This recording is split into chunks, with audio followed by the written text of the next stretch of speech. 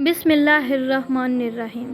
السلام علیکم ناظرین، حضرت ابو ہریرہ رضی اللہ عنہ سے روایت ہے کہ نبی کریم صلی اللہ علیہ وآلہ وسلم نے فرمایا، گہوارہ میں 3 بچوں کے سوا اور کسی نے گفتگو نہیں کی۔ ان میں سے ایک حضرت عیسیٰ علیہ السلام ہے اور دوسرے کا نام جریج ہے۔ وہ بڑے عبادت گزار آدمی تھے۔ انہوں نے ایک عبادت خانہ بنایا ہوا تھا اور اس میں رہتے تھے۔ ایک دن وہ نماز پڑھ رہے تھے کہ ان کی والدہ آئیں اور ان کو پکارا، اے جریج! انہوں نے دل میں کہا، پروردگار، ادھر میری والدہ مجھے بلا رہی ہیں اور ادھر میں نماز پڑھ رہا ہوں، میں کیا کروں؟ آخر وہ نماز میں ہی مشغول رہے۔ والدہ واپس چلی گئیں۔ اگلے دن پھر آئیں اور وہ نماز پڑھ رہے تھے۔ والدہ نے پکارا، اے جریج! انہوں نے پھر یہی کہا کہ پروردگار، میں کیا کروں؟ ایک طرف میری والدہ مجھے بلا رہی ہے اور دوسری طرف میں نماز پڑھ رہا ہوں۔ آخر وہ نماز میں مصروف رہے۔ پھر جب اس سے اگلا دن آیا تو پھر ان کی والدہ ان کے پاس آئیں اور وہ نماز میں مشغول تھے۔ والدہ نے پکارا، اے جریج! جریج نے کہا کہ پروردگار، میں کیا کروں؟ ایک طرف میری والدہ مجھے بلا رہی ہے اور ادھر میں نماز پڑھ رہا ہوں۔ چنانچہ وہ اس بار بھی نماز میں مشغول رہے اور نماز نہیں توڑی۔ اس پر ان کی والدہ نے غصہ ہو کر بد دعا کی، اے اللہ! اس وقت تک اسے موت نہ آئے جب تک یہ زانیہ عورتوں کا چہرہ نہ دیکھ لے۔ جریج کی عبادت کا تذکرہ عام زبانیں زد ہونے لگا۔ ایک زانیہ عورت تھی جس کے حسن کی مثال دی جاتی تھی۔ اس نے ایک دن بنی اسرائیل سے کہا کہ اگر تم چاہو تو میں تمہاری خاطر اس جریج کو فتنے میں ڈال دوں۔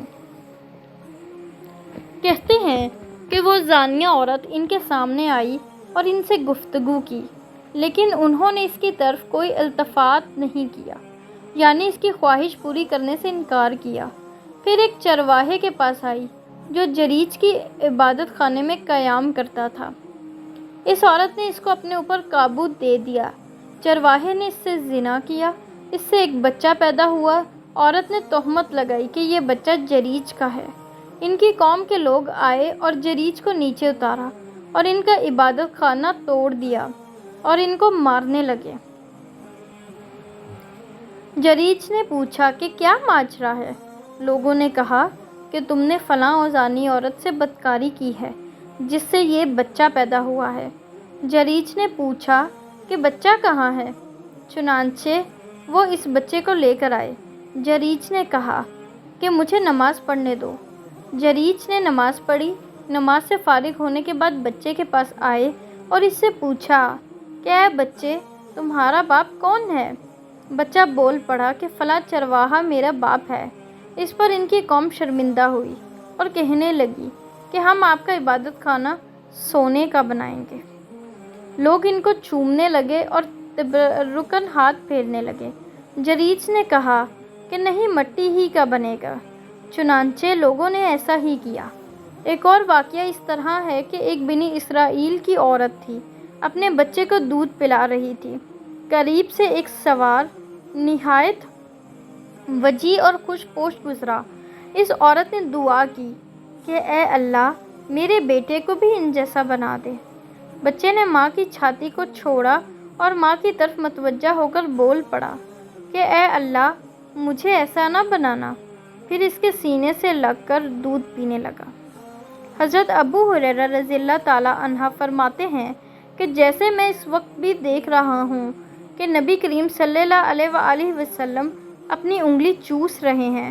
بچے کے دودھ پینے کی کیفیت بیان کرتے وقت پھر ایک باندھی اس کے قریب سے گزری جسے لوگ مار مار کر لے جا رہے تھے اور کہہ رہے تھے کہ تو نے زنا کیا ہے، تو نے چوری کی ہے، اور وہ کہہ رہی تھی کہ حسبی اللہ و نعم الوکیل۔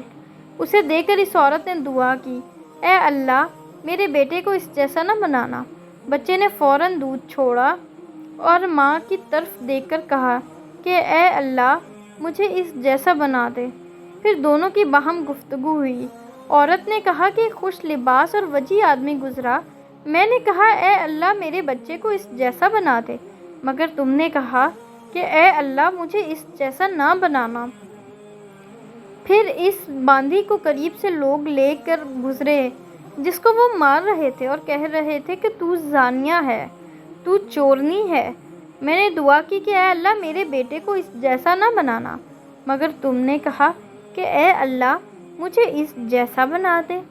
بچے نے کہا کہ وہ سوار ظالموں میں سے ایک ظالم تھا، اس لیے میں نے دعا کی کہ اے اللہ اس جیسا نہ بنانا، اور اس باندھی سے جو لوگ کہہ رہے تھے کہ تم نے چوری کی ہے اور زنا کیا ہے، حالانکہ اس نے زنا بھی نہیں کیا تھا اور نہ چوری کی تھی، اس لیے میں نے دعا کی کہ اے اللہ مجھے اس جیسا بنا دے۔